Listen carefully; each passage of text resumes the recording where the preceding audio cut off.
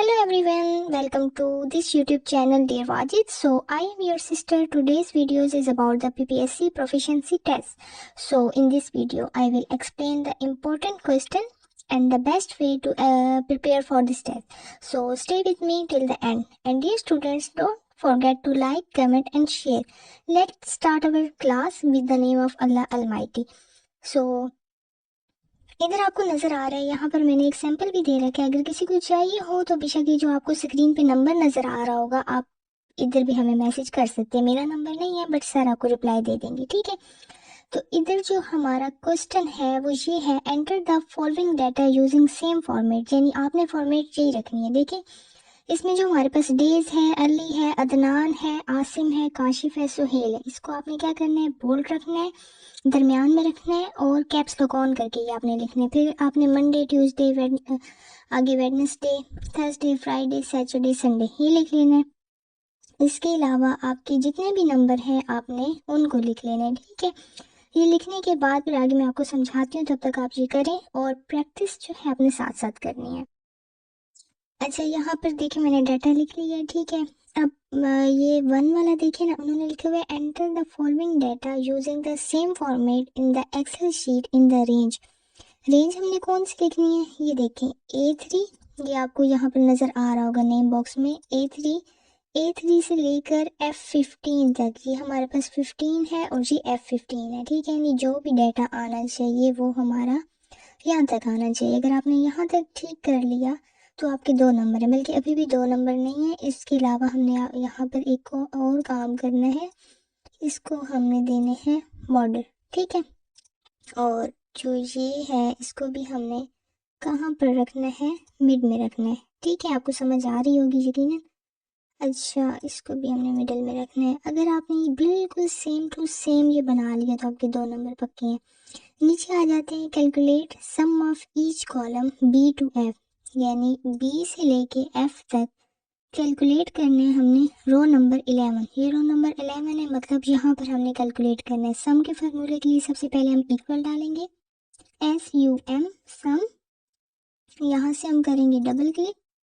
अच्छा अब हमने क्या करना है, B to F, हाँ B to F1 जो है ना, जितना भी है इन सब को हमने क्या कर देना है, टोटल कर देना है, ठीक है। अब उन्होंने हमें ये नहीं बताया था कि कौन सी मतलब कौन सी रो, कितने नंबर वाली रो से आपने करना है, ये किसको, उन्होंने सिर्फ लिखा है B to F, तो मतलब हमने इन सबको जमा करना है, ठीक है, सम करना है। ये हमारा हो गया। आगे कह रहे हैं calculate average of each column. Okay sorry sorry, मुझे सवाल से समझ नहीं आया था। अच्छा सम करना है हमने, SUM सम। अच्छा वो कह रहे हैं ईच कॉलम, सॉरी ईच मैंने पढ़ा नहीं था, ये ईच कॉलम हमारे पास आ गया।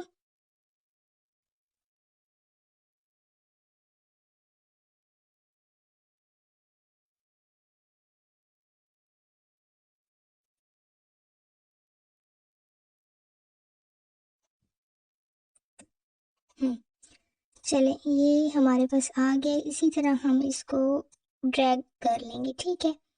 अब बी में हमें कह रहे हैं calculate average of each column. Average हमने फाइंड करनी है, एवरेज का भी फार्मूला हमारे पास यही है, ये रहा। एवरेज भी हम करेंगे सिर्फ इसकी, अब याद रहे आपने जो सम निकाल रखे हैं ना, इसकी आपने एवरेज नहीं कर देनी, ठीक है। तो एवरेज हमारे पास इतनी आ गई है, बस। अब हमने इसके वो जो साथ में डॉट में नंबर थे ना उनको भी काम कर देना है और इसको भी ड्रैग एंड ड्रॉप कर देना है, ठीक है। अब हमारे पास आगे है calculate max of each column. Max होता है कि मैक्सिमम वैल्यू, ठीक है, यानी मैक्सिमम कितने हैं, तो वो हमने करना है इन रो, मतलब ईच कॉलम, हर एक कॉलम का रो 14 में, रो 11 12। अच्छा 12 हमारे पास मिस थी, देखिए ना मुझे वहाँ से नज़र नहीं आ रहा, एक मिनट। अब हमने इसको करना है रो, ये हमारे पास था रो 13 14 15 12 मिस है, ठीक है। अब हम यहाँ पर कर देते हैं मैक्स, मैक्सिमम करना है, ठीक है। इसको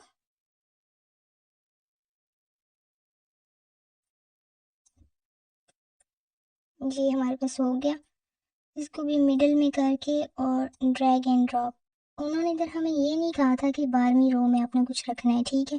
तो इसलिए जो 12वीं वाली है वो हमने खाली छोड़ दिया। आगे है जी मिनिमम करना है, MIN।